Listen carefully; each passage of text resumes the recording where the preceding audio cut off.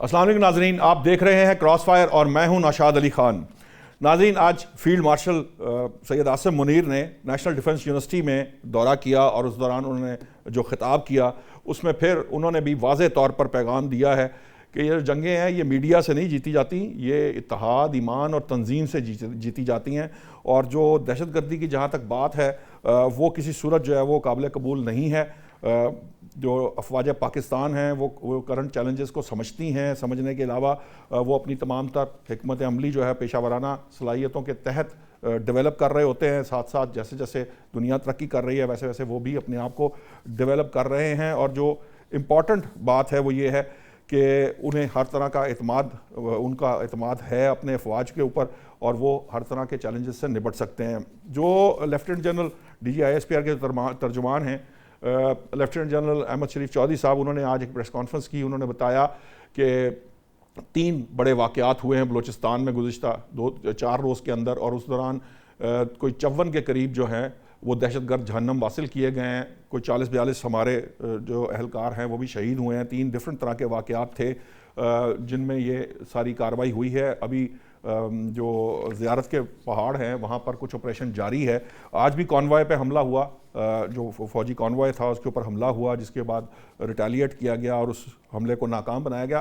معاملہ یہ ہے کہ یہ اگرچہ کہ ایک زمانے کے اندر ہم لوگ 2018-19 میں دہشت گردی پر قابو پا چکے تھے، اس کے بعد بھی جو ہے کچھ بہتری تھی، لیکن اچانک جو ہے یہ جب تبدیل ہوئی افغانستان میں حکومت تو اس کے بعد پاکستان میں دہشت گردی کی لہر نے دوبارہ جنم لیا۔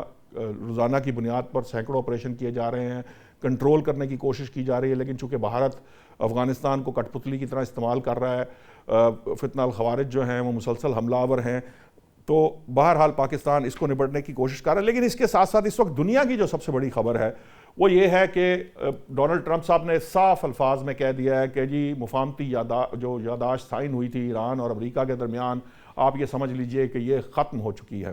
اب ایکچولی جو وہ کہہ رہے ہیں، کیونکہ ہم سب جانتے ہیں کہ وہ کسی بھی وقت جو ہے وہ یو ٹرن لے لیتے ہیں، 360 اینگل پہ بھی موو کر جاتے ہیں، کیا یہ ایسے ہی ہے؟ آج رات جو بہت بڑا حملہ کرنے کی جو دھمکی ہے، اس کے یہ کیوں ہے؟ ایسا کیا ہوا کہ اچانک جو ہے جو ٹیکنیکل مذاکرات دوحہ میں چل رہے تھے اس میں کوئی انٹرپشن آئی ہے؟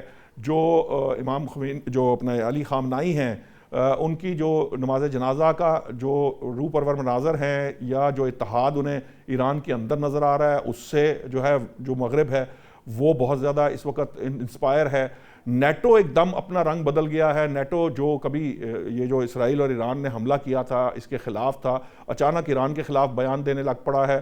ترکیہ کی کیا پوزیشن ہوگی جب اس کو F-35 مل رہے ہوں گے؟ وہ نیٹو کا ممبر بھی ہے، تو پھر R4 کا مستقبل کیا ہوگا؟ ان تمام معاملات پر میرا یہ خیال ہے کہ پہلے اس پہ بات کی جائے، کیونکہ ڈاکٹر شازیہ چیمہ ہمارے ساتھ ہیں، ماہر ہیں عالمی امور کی۔ ریئر ایڈمرل فیصل شاہ صاحب ہمارے ساتھ ہیں، دفاعی تجزیہ نگار ہیں۔ ڈاکٹر حسن ظفر جو ہے ماہر ہیں عالمی امور کے۔ میں ڈاکٹر شازیہ صاحبہ سب سے پہلے بات آپ سے شروع کروں گا۔ پہلے تو یہ بتائیے کہ یہ جو اب ترکیہ کہ صدر طیب اردوان کو جو F-35 دینے کی بات کہی ہے، اس کے بعد ترکیہ جو ہے وہ نیٹو کا بھی ممبر ہے، اور جو R4 جس کی ہم بات کرتے رہے ہیں، مصر، ترکیہ، سعودی عرب اور پاکستان، اس کا مستقبل آپ کیا دیکھ رہی ہیں؟ یہ ایک کوشچن ہے میرا، ذرا تھوڑا اس کو بشک بعد میں ایڈریس کر لیجئے گا۔ اصل معاملہ یہ ہے کہ آپ کو کیا لگتا ہے کہ ایسا کیا ہوا ہے کہ اچانک جو بات چیت دوحہ میں جاری تھی، تکنیکی ٹیمیں بات کر رہی تھیں، یہ اچانک ہی جو ہے وہ جو مفاہمتی یادداشت ہے وہ ختم بھی ہو گئی ہے؟ ایران کی طرف سے بھی آ رہا تھا کہ یہ معاملہ اس طرح نہیں آگے چلے گا، ہم کسی حتمی معاہدے پر نہیں پہنچ سکیں گے۔ یہ کیا آپ کو لگتا ہے کہ کیا اس کی ریزنز ہیں؟ اس کی ریزنز یہ ہے کہ ایک پارٹی اس میں ڈس آنیسٹ ہے، اور دوسری پارٹی جو ہے وہ چاہ رہی ہے کہ آپ نے جو ہم سے بات کی ہے ایٹ لیسٹ اس بات کا آپ پاس رکھیں۔ تو دوحہ کے اندر جن مذاکرات کی آپ بات کر رہے ہیں، تو پہلے دن ایرانین وفد وہاں پہ پہنچا ہی نہیں تھا، پھر پاکستان کے اصرار پہ دوسرے دن ان کا کوئی 3rd ٹیئر کا ایک گروپ جو ہے وہ وہاں پہ گیا، اور وہ بھی انہوں نے کوئی ڈائریکٹ ان سے بات نہیں کی، کیونکہ اس کے پیرالل جو ہے بحرین کے اندر ایک کانفرنس ہو رہی تھی سینٹ کام کی طرف سے، جس میں سینٹ کام کے کمانڈر 16 سے زیادہ کنٹریز کو اکٹھا کر کے یہ کہہ رہے تھے کہ چلیے مل کر اسٹیٹ آف ہرمز جو ہے اس کو حاصل کر لیتے ہیں، اور ساتھ میں عمان کے اوپر الگ سے ایک پریشر ہے۔ ایک بوگس قسم کی ڈیل جو ہے وہ اسرائیل اور لیبنان کے درمیان سائن ہو گئی ہے، جو کہ ان کے پارلیمنٹ سے ریٹیفائی نہیں ہو سکتی. اس کی وجہ یہ ہے کہ وہاں پہ ون پرسن ون ووٹ کے حساب سے اور ہر ڈفرینٹ جو ان کے سیکٹ ہیں، ڈفرینٹ فریکشنز ہیں، ان کی نمائندگی ہے. تو وہ جب تک وہاں پہ اسے قانونی حیثیت نہیں ہوگی تو وہ ایک سول وار تو ضرور وہ ٹریگر کر سکتی ہے، لیکن اس کی قانونی حیثیت نہیں. تو اب ایک طرف آپ ایک ایم او یو کرتے ہیں جس کے 14 نکات پہلے دن سے ہم کہہ رہے ہیں کہ ایمبیگوسلی لکھے گئے ہیں، سارے کے سارے ایران کے حق میں ہیں. آپ ان کو سیل آؤٹ کرنے کی کوشش ضرور کر سکتے ہیں، تو آپ اس پہ سائن کر لیتے ہیں، اور سائن کرنے کے بعد آپ جو ہیں وہ پورے ریجن کے اندر جو ہے وہ گھوڑے دوڑانے شروع کر دیتے ہیں کہ جی اب ہم نے کیا کرنا ہے، اب ہم پلان بی ساتھ میں کیا لے کے چل سکتے ہیں. اب اس میں ایک چیز نظر انداز نہیں کی جا سکتی، وہ یہ ہے ایران کا کردار جو ہے. اور یہ ایران جو ہے اگر اس سے یہ توقع رکھی جائے کہ جن جہازوں کو سنیک آؤٹ کرانے کی کوشش کی جا رہی تھی عمانی سائٹ سے، کیونکہ انٹرنیشنل جو واٹر جو اوپن سیز کے لا ہیں اس میں 20 کلومیٹر جو ہے 20 ناٹیکل مائل جو ہے وہ سوورن ٹیریٹری ہوتی ہے، اور اگلا 20 جو ہے وہ ایک بفر زون ہوتا ہے. تو 44 مل کر یہ بن جاتا ہے. جو ٹوٹل سٹیٹ آف ہرمز ہے وہ ایک سرٹن پوائنٹ پہ کوئی 42 کلومیٹر تو وہ ٹوٹل ہے بٹوین عمان اور ایران. جی. تو اس پہ عمان کا بھی اتنا ہی حق ہے، کیونکہ 20 کلومیٹر تک عمان ہے تو اگلے 20 کلومیٹر جو کہ ایران کے بارڈر سے لگتے ہیں وہ اس کا بفر ہے. جی. تو ایک جو 20 کلومیٹر جو ایران کے پاس ہیں اس سے اگلے 20 جو ہیں وہ ایران کا بفر ہے. تو اگر عمان یہ ڈیسائیڈ کر رہا ہے کہ وہ اس اسٹریٹ کو اوپن رکھنا چاہتا ہے، چاہے وہ پریشر میں ہے، اور جہاز اپنی سائٹ سے گزروانا چاہتا ہے، تو ایران جو ہے پھر ان جہازوں کے اوپر جو حملے کر رہا ہے، بہرحال اس کا بھی ہمیں جواب نہیں مل رہا، اور اس پہ بھی ہم صرف خاموش نہیں رہ سکتے. جہاں ہم یہ دیکھ رہے ہیں کہ امریکہ جو ہے وہ ٹامک ٹوئیاں مار رہا ہے. ہمیں پہلے ہی پتا تھا کہ ایک اسٹریٹجک پاز ہے، ہم نے ہی دل پایا ہے، کیونکہ جو کریٹیکل جو ریزرو ہیں انرجی کے وہ بہت زیادہ ختم ہونے کے قریب تھے، مارکیٹ خراب ہو جانی تھی، وہ ایلوژن جو ہے وہ ختم ہو جانا تھا. تو فار دا ٹائم بینگ، لیکن یہ ٹائم بینگ اتنا سا ٹائم ہوگا یہ ہمارے گمان میں نہیں تھا. تو اب صورتحال یہ ہے کہ امریکہ اپنی جو ہے وہ جو اس کی پلان بی سی اور ڈی کو پیرالل چلانے پہ سے نہیں رک رہا، اور ایران جو ہے وہ کسی بھی صورت جو ہے وہ کسی قسم کے سمجھوتے کی طرف آپ کو آتا ہوا دکھائی نہیں دیتا.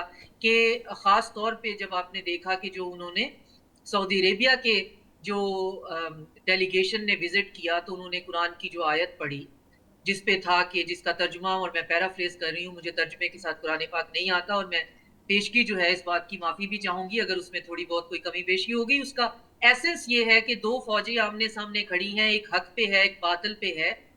تو اس میں عبرت ہے ان لوگوں کے لیے جو کہ باطل کی طرف ہیں، اور اللہ کی نشانیاں ہیں ان لوگوں کے لیے، اور حق جو ہے وہ صرف جیت جو ہے وہ حق کی ہوتی ہے. ضرورت نہیں تھی ایک ملک جس کو ہم نے تھوڑا سا انفلوئنس بھی کیا، ہم نے پش بھی کیا کہ آپ جائیے وہاں پہ جنازہ ہے، افسوس کی جگہ ہے.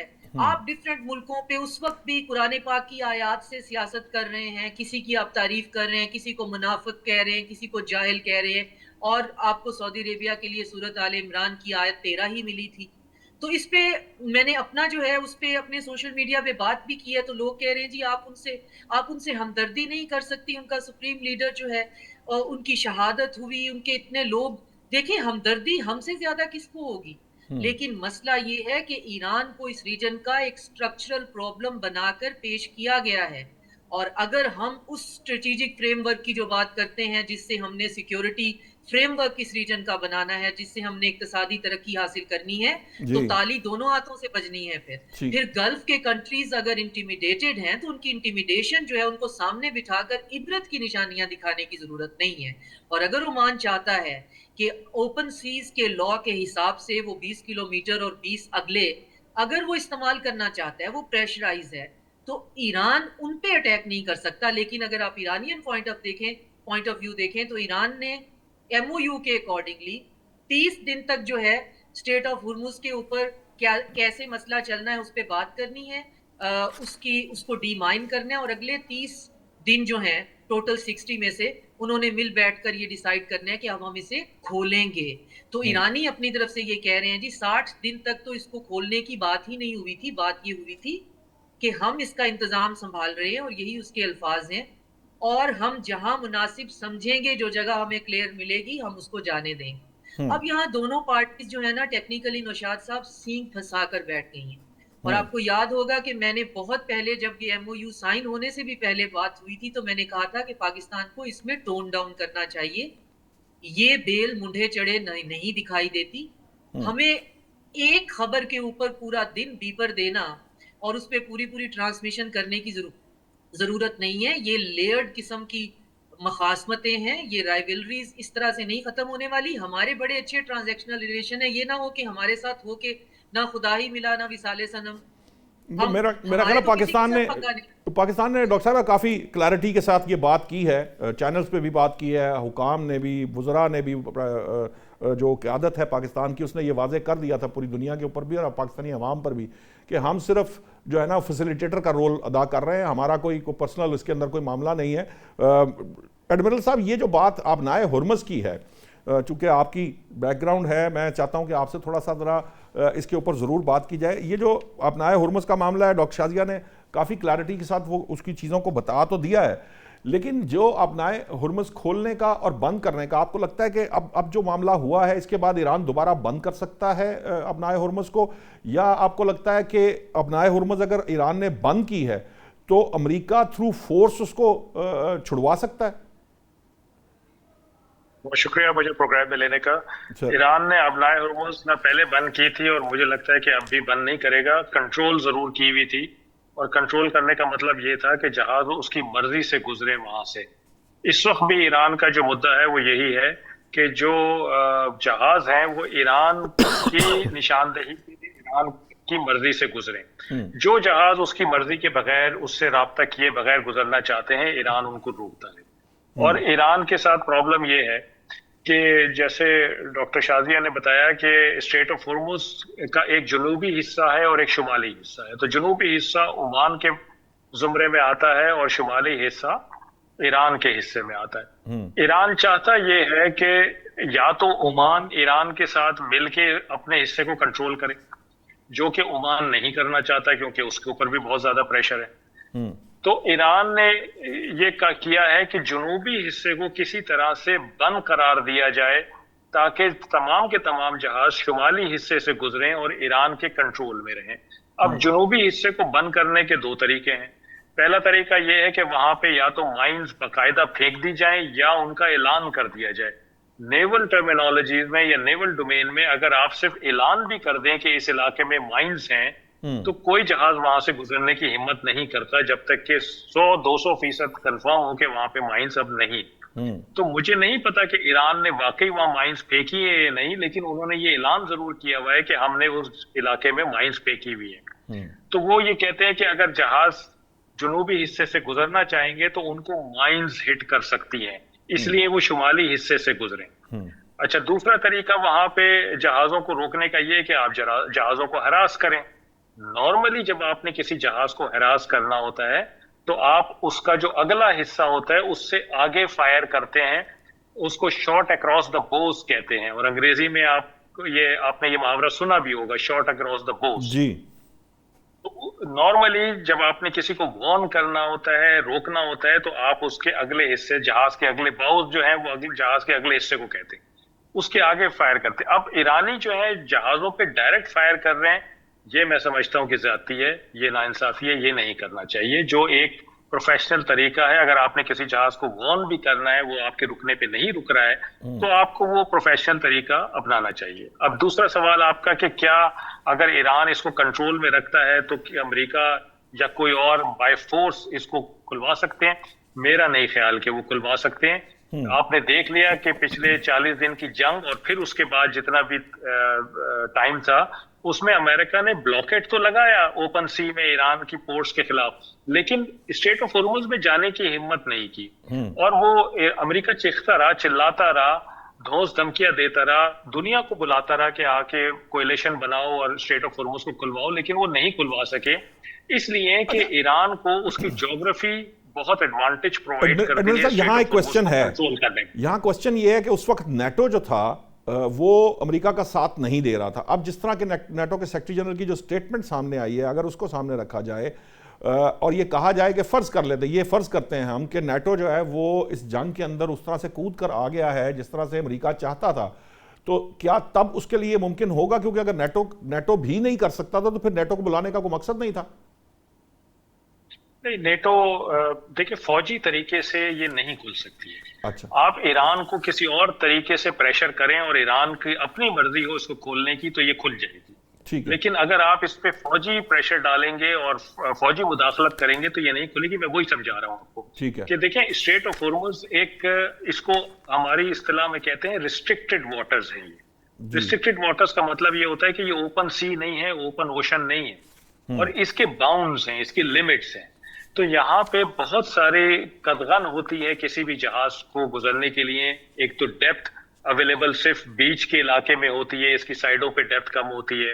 اگر آپ اسٹریٹ آف ہارمز کو دیکھیں تو بڑے شارپ ٹنز ہیں اس میں, جہاں سے جہازوں کو بہت آرام سے گزرنے کی ضرورت ہوتی ہے. جی, اور ایک خاص راستہ بنایا ہوا ہے جس کو ٹریفک سیپریشن اسکیم کہا جاتا ہے, جہاز اسی سے آتے جاتے ہیں. اب جو بڑے جہاز ہیں وہ ریسٹرکٹڈ واٹرز میں اگر آپ امیجن کریں تو وہ ایک بڑا ٹارگٹ بھی پریزنٹ کرتے ہیں. اور جو چھوٹی بوٹس ہوتی ہیں یا چھوٹے پلیٹ فارمز ہوتے ہیں وہ محفوظ ہوتے ہیں ریسٹرکٹڈ واٹرز میں بڑے جہازوں کے مقابلے میں. تو چھوٹے بوٹس یا چھوٹی پلیٹ فارمز بڑے جہازوں کو آسانی سے ٹارگٹ بنا سکتے ہیں, بڑے جہاز اپنا دفاع مشکل سے کر سکتے ہیں.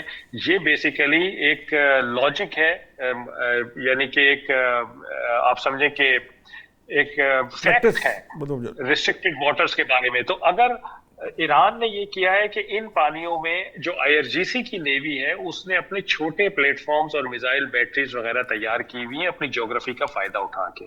تو جب اس میں کوئی بڑا پلیٹ فارم آنے کی کوشش کرتا ہے وہ اس کو آرام سے ٹارگٹ بنا لیتے ہیں. اسی لیے امریکن نیوی یا کوئی اور نیوی ہمت نہیں کر سکی اسٹریٹ آف ہارمز میں جانے کی, کیونکہ ان کو پتا ہے کہ وہ چلے تو جائیں گے لیکن شاید وہاں سے واپس نہ آ سکیں. ٹھیک ہے ڈاکٹر حسن, اب میں نے تو ویسے ڈاکٹر شادیہ کے سامنے بھی سوال رکھا تھا, اب اس کو آگے بڑھائیں گے ڈیبیٹ کو. مجھے چونکہ آپ کے پرسپیکٹیو کا پتہ ہے, آپ یہ سمجھتے ہیں کہ یہ R4 کی جو خوابی باتیں ہیں یہ اب خواب تو ہو ہی جائیں گی, کیونکہ نیٹو جو ہے وہ اگر ایکٹیو ہوتا ہے, ترکیہ F-35 لیتا ہے, پھر وہ نیٹو کا رکن بھی ہے, پھر اس صورت کے اندر یہ جو R4 ہے اس کا مستقبل کیا ہوگا؟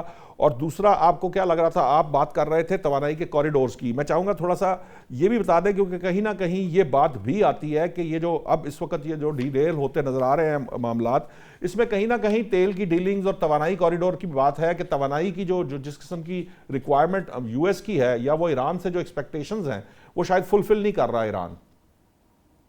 جی, میں اپنا پرسپیکٹیو تو آپ جانتے ہیں, میں پرسپیکٹیو اور اوپینین نہیں رکھوں گا, آپ کے ساتھ جو رپورٹڈ چیزیں ہیں وہ پڑھ کے آپ کے سامنے رکھ دیتا ہوں. جی MOU کے 5ویں پوائنٹ میں کیا لکھا ہوا ہے کہ ایران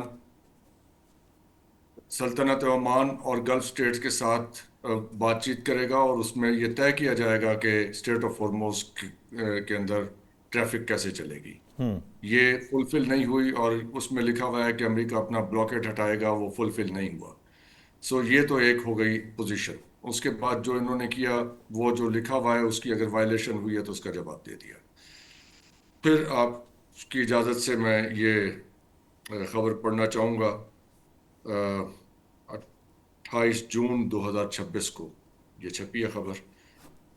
اسرائیل کے اخباروں نے اور مڈل ایسٹ مانیٹر, وہاں سب پہ یہ رپورٹڈ ہے. ایڈوانسڈ اسرائیلی weapon systems including air defense systems and computerized battle helmets for F-15 jets have been sold to Qatar and Saudi Arabia according to a Sunday report. اتنا ہی پڑھوں گا.